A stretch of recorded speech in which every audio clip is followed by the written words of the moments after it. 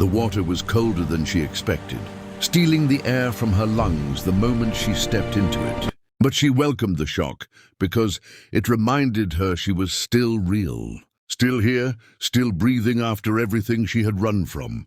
The river curved quietly through the valley, like it had been doing long before names, fences and regrets ever existed, and the moon hung low enough that its reflection trembled across the surface every time she moved. She had walked for miles before reaching this place, boots slung over her shoulder, dress damp with sweat and dust, heart pounding, not from fear, but from the strange freedom of being unseen. No voices followed her here, no questions, no hands pulling her back toward a life she had decided, quietly, desperately, was over.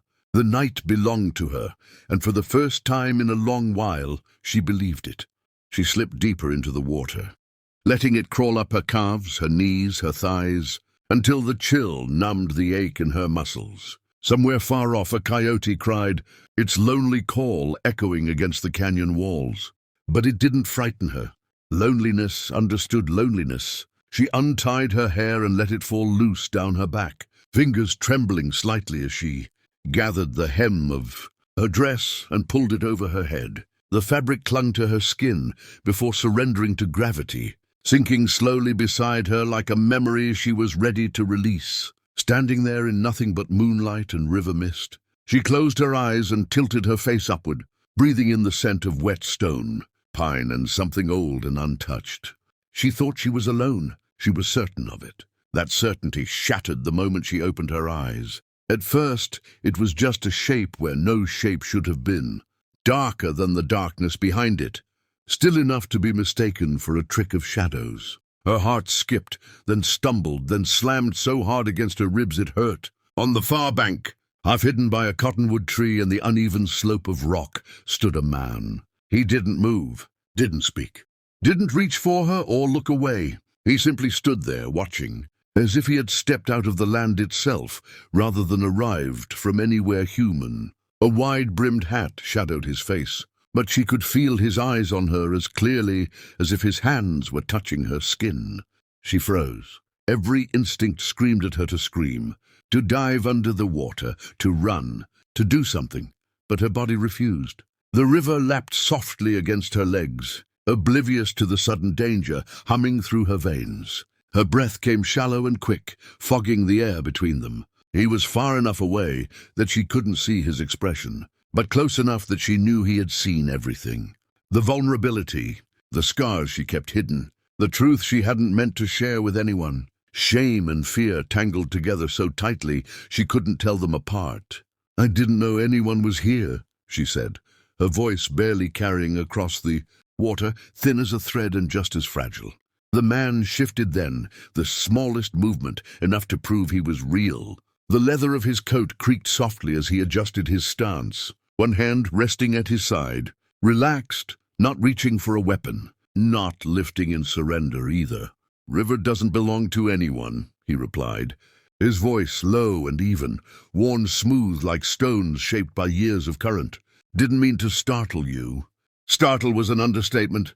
Her pulse roared in her ears as she crossed her arms over herself, instinctively trying to shield what was already seen. She hated that he had this power over her now, that a stranger's presence could reduce her to fear so quickly after she had felt so strong. "Then you should look away," she said, forcing steel into her tone, even as her knees threatened to give out. He didn't answer right away. The silence stretched thick and charged, until she wondered if he would refuse, if this would turn into something darker, something she would regret ever escaping into the night for. Then slowly, deliberately, he turned his back. Not halfway, not reluctantly, fully. The brim of his hat dipped as he bowed his head slightly, gaze fixed on the ground at his boots. "I'll give you a minute," he said. "You don't have to rush." Relief hit her so hard it almost made her dizzy. She moved then, hands shaking as she waded toward her discarded dress, water sloshing too loudly in her ears, every sound magnified by her nerves. She pulled the fabric on with clumsy fingers, the wet cloth cold and heavy against her skin, but she didn't care. Modesty felt like armor now. When she was covered, when her heart slowed enough that she could think again, She cleared her throat. "You can turn around," she said. He did, and this time she saw his face. He wasn't young, but he wasn't old either. The years had carved lines around his eyes and mouth, the kind earned from sun and wind rather than time alone. His beard was dark with flecks of silver, his jaw strong, his expression unreadable but not unkind. There was something steady about him, something that made it hard to imagine him panicking, or lying or running from much of anything. A cowboy, unmistakably so, from the dust on his boots to the way he stood, like the earth itself would have to move. Before he did, "I'm sorry," she said, the words tumbling out before she could stop them. "I shouldn't have assumed I was alone." "No harm done," he replied. His eyes flicked briefly toward the river, then back to her face, respectful, guarded. "Most folks don't come out here this late, or ever." "I'm not most folks," she said before thinking, then gave a small, humorless smile. "At least not anymore." Something shifted in his gaze at that, a flicker of understanding that unsettled her more than fear had. He nodded once, as if accepting an unspoken truth.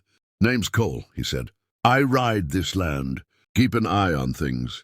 She hesitated. Names had weight. Names created connections, and connections were exactly what she had been trying to escape.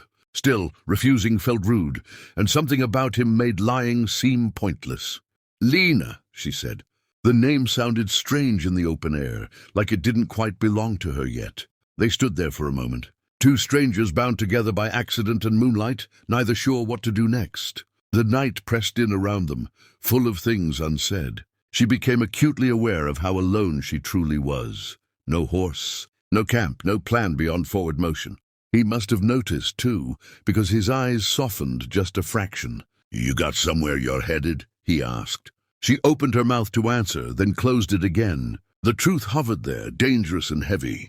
She had nowhere, and somehow she sensed that once she said that out loud, nothing would ever be the same again.